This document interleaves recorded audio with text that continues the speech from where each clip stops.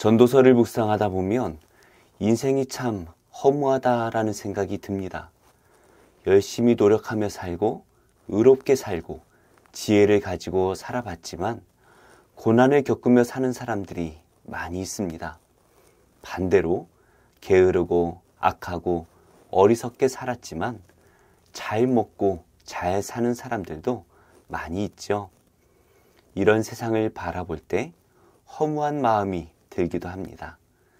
그러나 죽음 앞에서 우리는 모두 허무할 수밖에 없습니다. 그렇다면 허무하지 않은 인생은 어떠한 인생일까요? 말씀을 통해서 함께 묵상하겠습니다. 1절입니다. 너는 내 떡을 물 위에 던져라. 여러 날 후에 도로 찾으리라. 7에게나 8에게 나눠줄지어다. 무슨 재앙이 땅에 임할는지 내가 알지 못함이니라. 구름에 비가 가득하면 땅에 쏟아지며 나무가 나무로나 북으로나 쓰러지면 그 쓰러진 곳에 그냥 있으리라.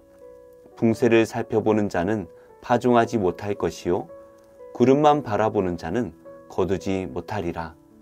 바람의 길이 어떠함과 아이 벤 자의 태에서 뼈가 어떻게 자라는지를 내가 알지 못함같이 만사를 성취하시는 하나님의 일을 내가 알지 못하느니라. 너는 아침에 씨를 뿌리고 저녁에도 손을 놓지 말라. 이것이 잘 될는지 저것이 잘 될는지 혹 둘이 다 잘 될는지 알지 못함이니라.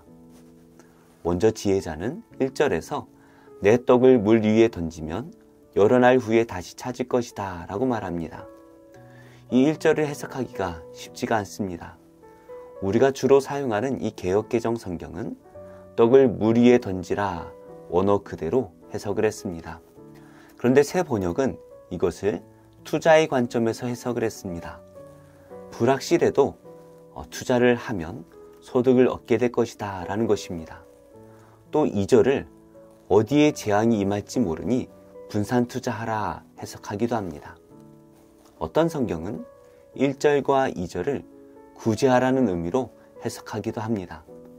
양식을 물 위에 던지는 것은 그냥 버리는 것처럼 보이지만 이웃들을 돕고 나면 나중에 내가 도움이 필요할 때 도움을 받게 된다라는 것이죠.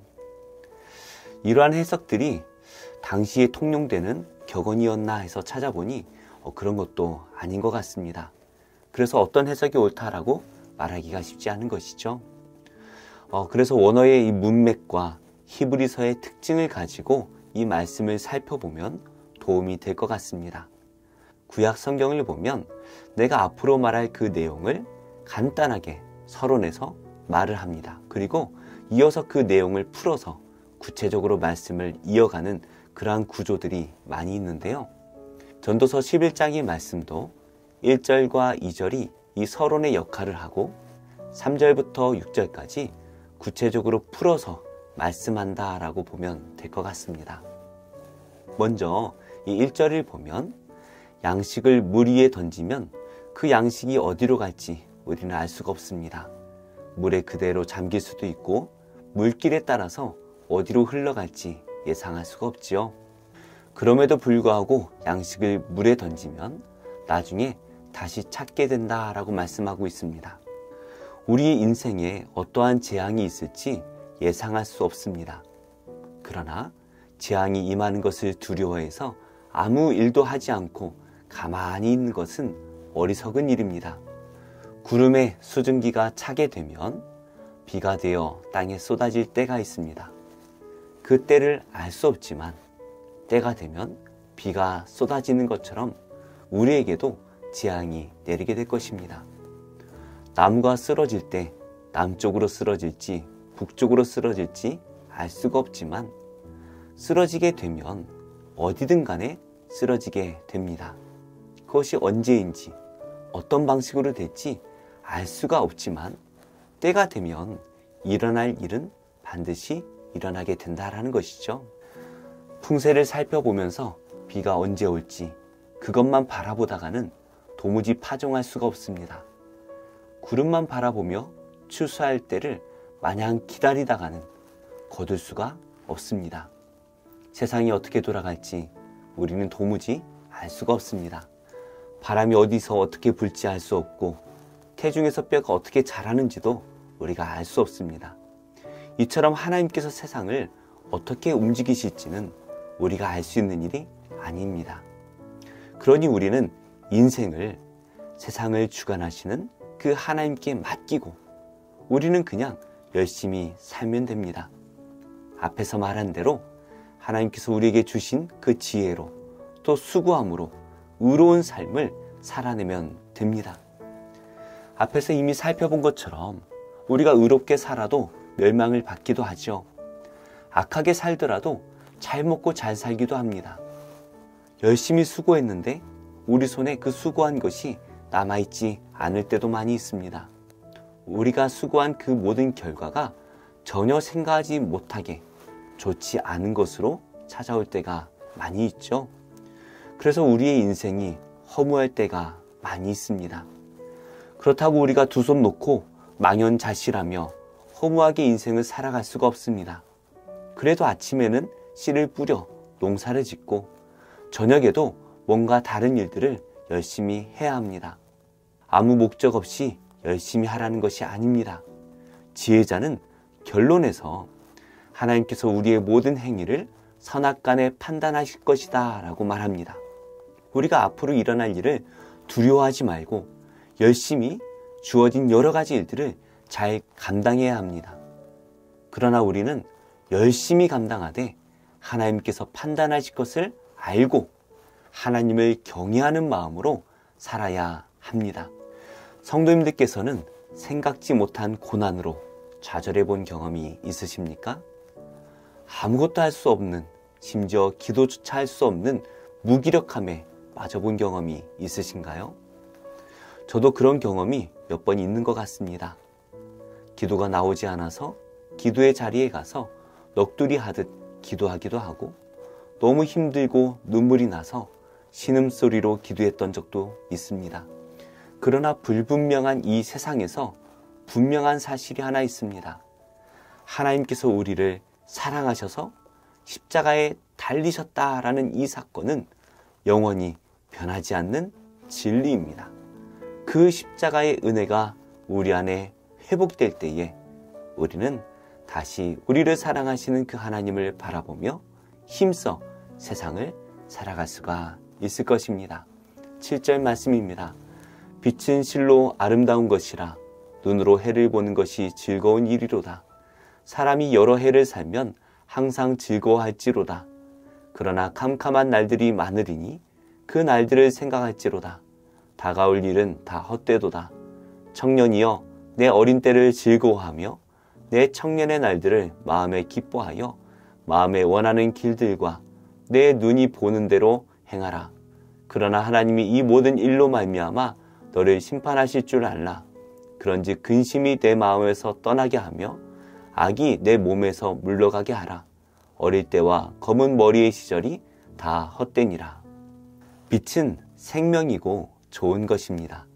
그래서 생명을 가지고 살아갈 날이 많은 이 청년들은 소망이 있죠. 하지만 막상 인생을 살아보면 장밋빛 인생만 펼쳐지는 것은 아닙니다. 생각지 못한 캄캄한 고난이 많이 찾아옵니다. 그러나 청년은 지금을 즐거워하고 기뻐할 일들을 많이 해야 합니다. 그렇다고 이것이 유흥을 마음대로 즐기라는 말이 아니죠.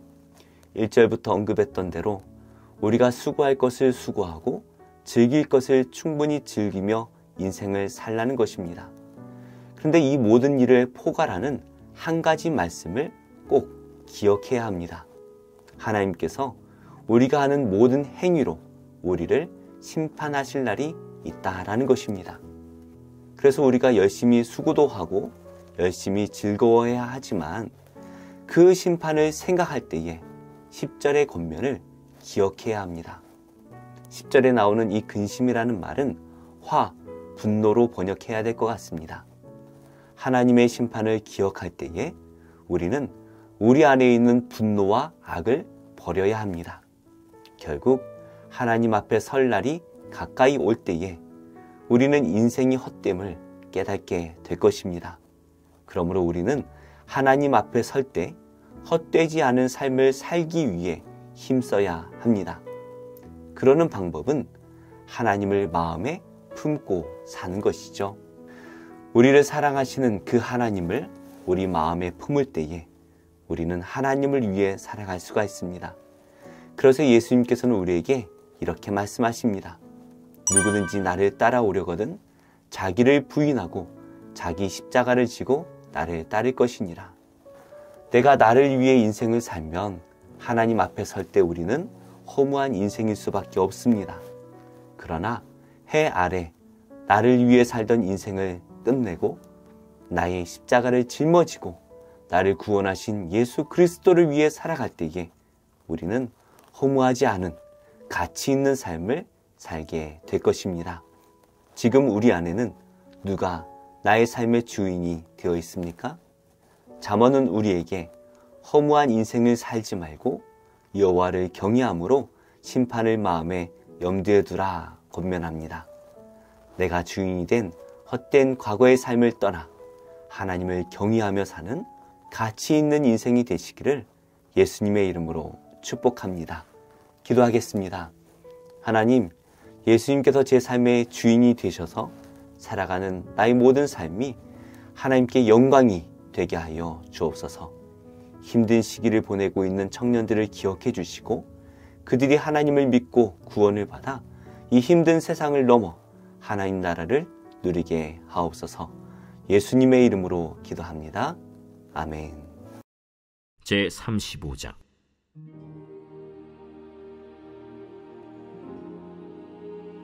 요시야가 예루살렘에서 여호와께 유월절을 지켜 첫째 달 14째 날에 유월절 어린 양을 잡으니라. 왕이 제사장들에게 그들의 직분을 맡기고 격려하여 여호와의 전에서 직무를 수행하게 하고 또 여호와 앞에 구별되어서 온 이스라엘을 가르치는 레위 사람에게 이르되 거룩한 궤를 이스라엘 왕 다윗의 아들 솔로몬이 건축한 전 가운데 두고 다시는 너희 어깨에 매지 말고 마땅히 너희의 하나님 여호와와 그의 백성 이스라엘을 섬길 것이라.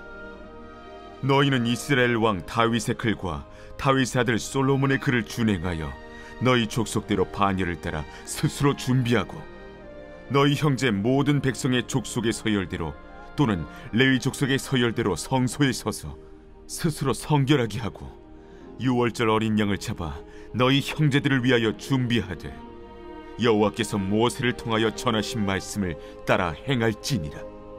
요시야가 그 모인 모든 일을 위하여 백성들에게 자기의 소유 양떼 중에서 어린 양과 어린 염소 3만 마리와 숫소 3천 마리를 내어 유월절 제물로 주매 방백들도 즐거이 희생을 드려 백성과 제사장들과 레위 사람들에게 주었고 하나님의 전을 주장하는 자 힐기야와 스가랴와 여히엘은 제사장들에게 양 2,600마리와 숫소 300마리를 유월절 제물로 주었고 또 레위 사람들의 우두머리들 곧 고나니아와 그의 형제 스마야와 느다넬과 또 하사랴와 여이엘과 요사밧은 양 5,000마리와 숫소 500마리를 레위 사람들에게 유월절 제물로 주었더라. 이와 같이 섬길 일이 구비되매 왕의 명령을 따라 제사장들은 그들의 처소에 서고 레위 사람들은 그들의 반열대로 서고 유월절 양을 잡으니 제사장들은 그들의 손에서 피를 받아 뿌리고 또 레위 사람들은 잡은 짐승의 가죽을 벗기고 그 번제물을 옮겨 족속의 서열대로 모든 백성에게 나누어 모세의 책에 기록된 대로 여호와께 드리게 하고 소도 그와 같이 하고 이에 규례대로 유월절 양을 불에 굽고 그 나머지 성물은 솥과 가마와 냄비에 삶아 모든 백성들에게 속히 분배하고 그 후에 자기와 제사장들을 위하여 준비하니 이는 아론의 자손 제사장들이 번제와 기름을 저녁까지 드리므로 레위 사람들이 자기와 아론의 자손 제사장들을 위하여 준비함이더라.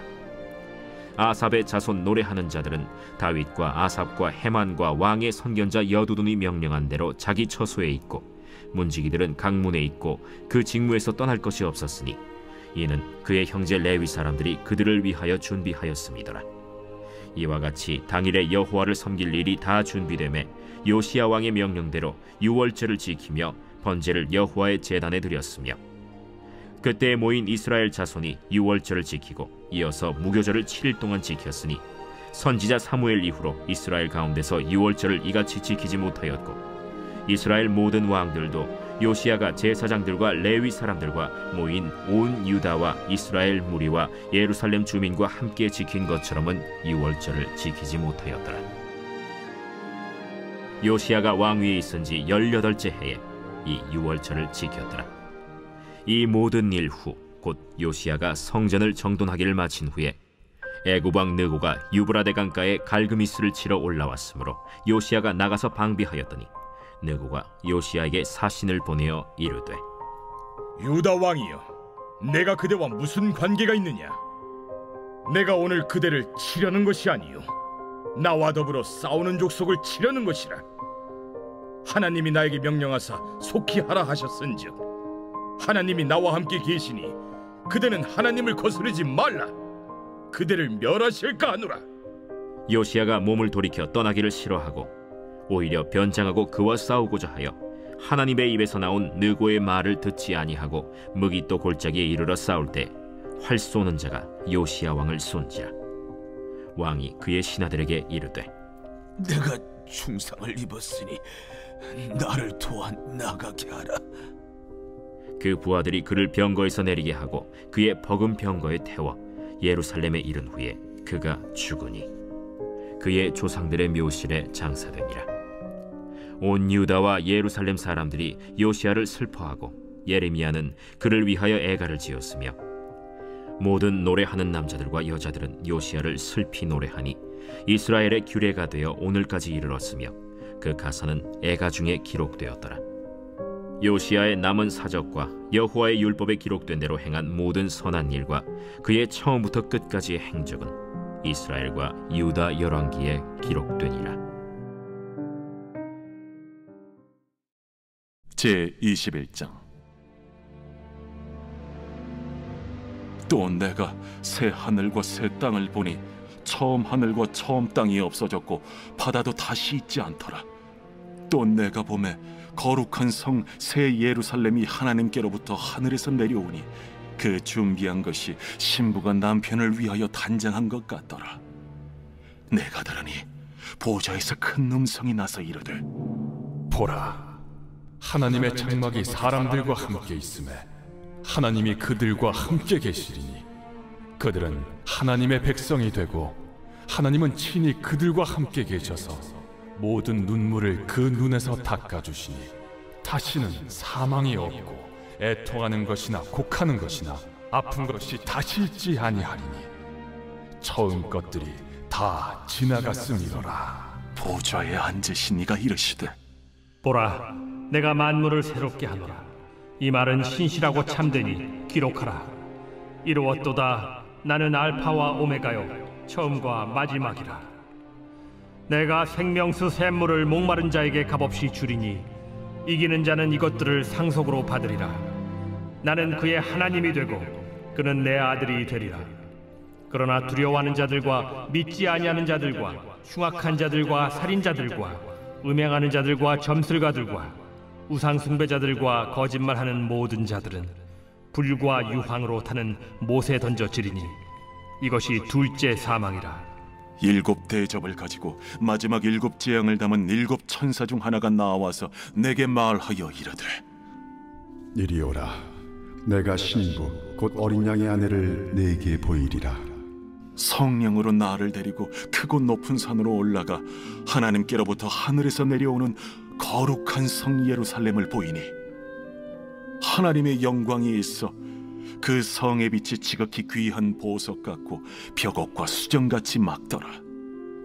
크고 높은 성곽이 있고 12문이 있는데 문에 12 천사가 있고 그 문들 위에 이름을 썼으니 이스라엘 자손 12지파의 이름들이라. 동쪽의 세 문, 북쪽의 세 문, 남쪽의 세 문, 서쪽의 세 문이니 그 성의 성곽에는 12 기초석이 있고 그 위에는 어린 양의 12 사도의 12 이름이 있더라. 내게 말하는 자가 그 성과 그 문들과 성곽을 측량하려고 금 갈대자를 가졌더라. 그 성은 네모가 반듯하여 길이와 너비가 같은지라. 그 갈대자로 그 성을 측량하니 12,000 스타디온이요 길이와 너비와 높이가 같더라. 그 성곽을 측량하며 144 규빗이니 사람의 측량 곧 천사의 측량이라. 그 성곽은 벽옥으로 쌓였고 그 성은 정금인데 맑은 유리 같더라. 그 성의 성곽의 기초석은 각색 보석으로 꾸몄는데 첫째 기초석은 벽옥이요, 둘째는 남보석이요, 셋째는 옥수요, 넷째는 녹보석이요, 다섯째는 홍만호요, 여섯째는 홍보석이요, 일곱째는 황옥이요, 여덟째는 녹옥이요, 아홉째는 담항옥이요, 열째는 비취옥이요, 열한째는 청옥이요, 열두째는 자수정이라. 그 12문은 12진주니 각 문마다 한 개의 진주로 되어 있고 성의 길은 맑은 유리 같은 정금이더라. 성 안에서 내가 성전을 보지 못하였으니 이는 주 하나님 곧 전능하신 이와 및 어린 양이 그 성전이심이라. 그 성은 해나 달의 비침이 쓸데없으니 이는 하나님의 영광이 비치고 어린 양이 그 등불이 되심이라. 만국이 그 빛 가운데로 다니고 땅의 왕들이 자기 영광을 가지고 그리로 들어가리라. 낮에 성문들을 도무지 닫지 아니하리니 거기에는 밤이 없음이라. 사람들이 만국의 영광과 존귀를 가지고 그리로 들어가겠고 무엇이든지 속된 것이나 가증한 일 또는 거짓말하는 자는 결코 그리로 들어가지 못하되 오직 어린 양의 생명책에 기록된 자들만 들어가리라.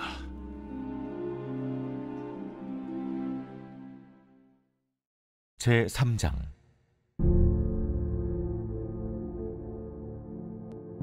만군의 여호와가 이르노라.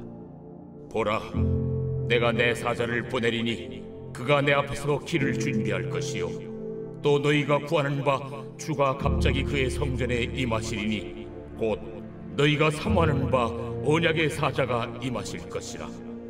그가 임하시는 날을 누가 능히 다하며 그가 나타나는 때에 누가 능히 서리요. 그는 금을 연단하는 자의 불과 표백하는 자의 잿물과 같을 것이라. 그가 은을 연단하여 깨끗하게 하는 자 같이 앉아서 레위 자손을 깨끗하게 하되 금은같이 그들을 연단하리니 그들이 공의로운 제물을 나 여호와께 바칠 것이라.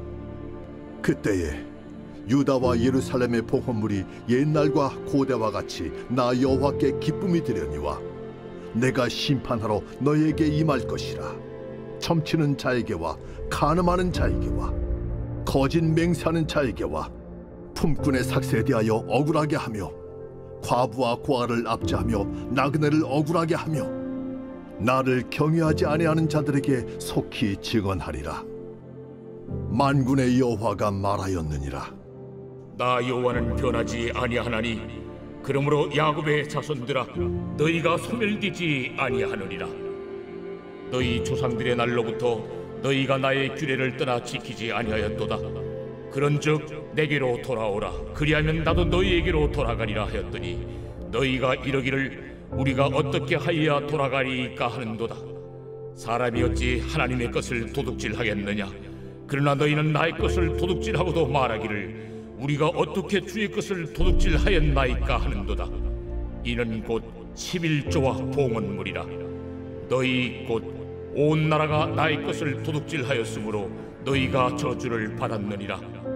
만군의 여호와가 이르노라. 너희의 온전한 11조를 창고에 들여 나의 집에 양식이 있게 하고 그것으로 나를 시험하여 내가 하늘문을 열고 너희에게 복을 쌓을 곳이 없도록 붙지 아니하나 보라. 만군의 여호와가 이르노라.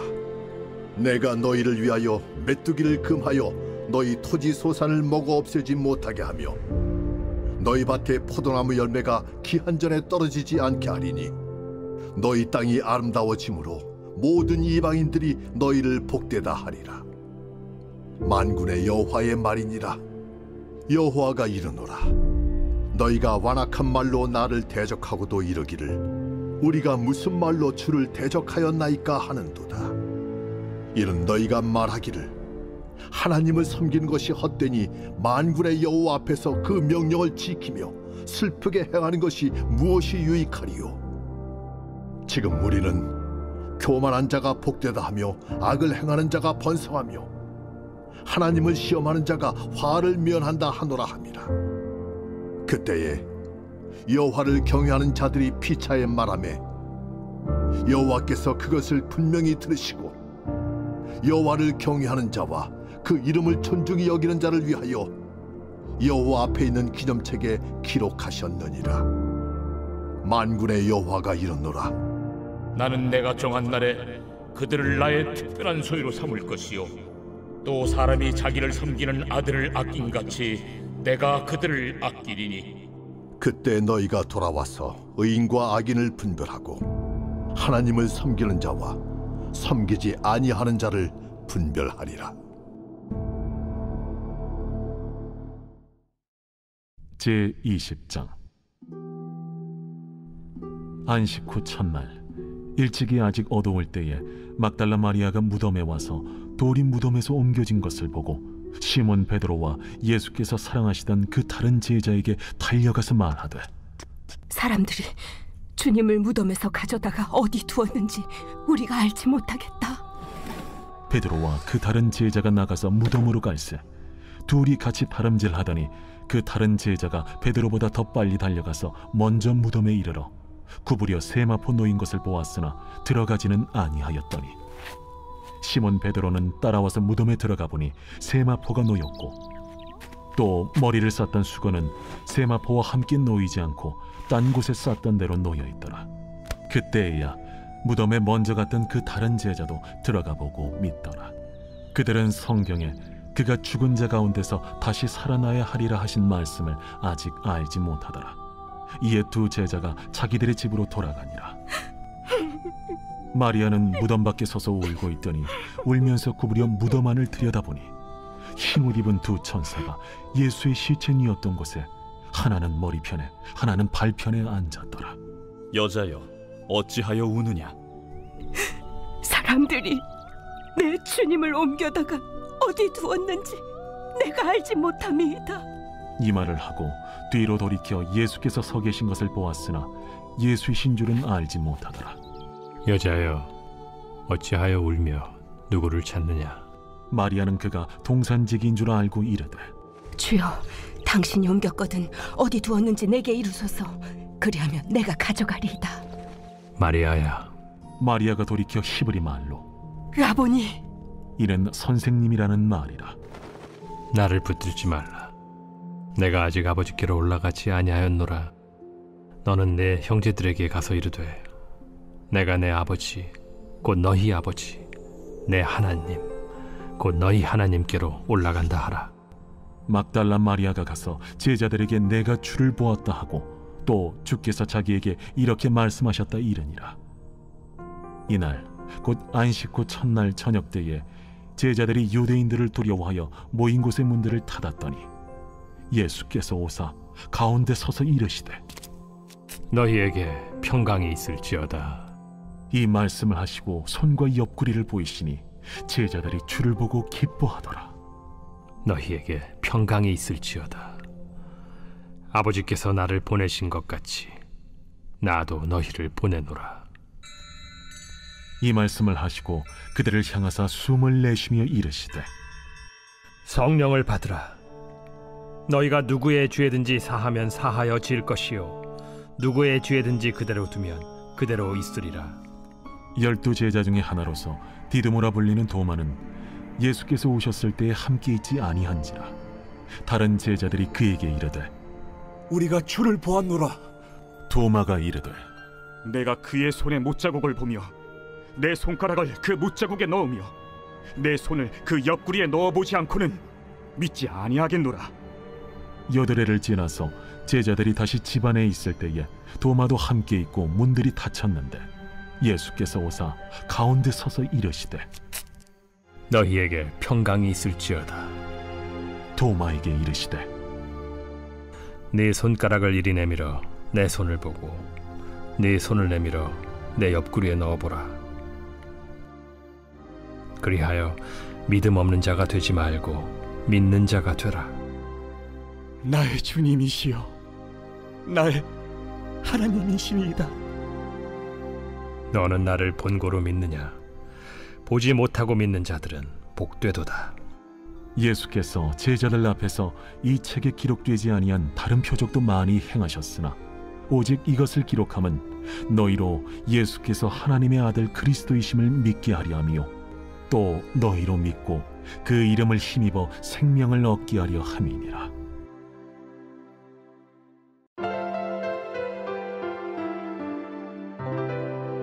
좋은 교회, 좋은 TV.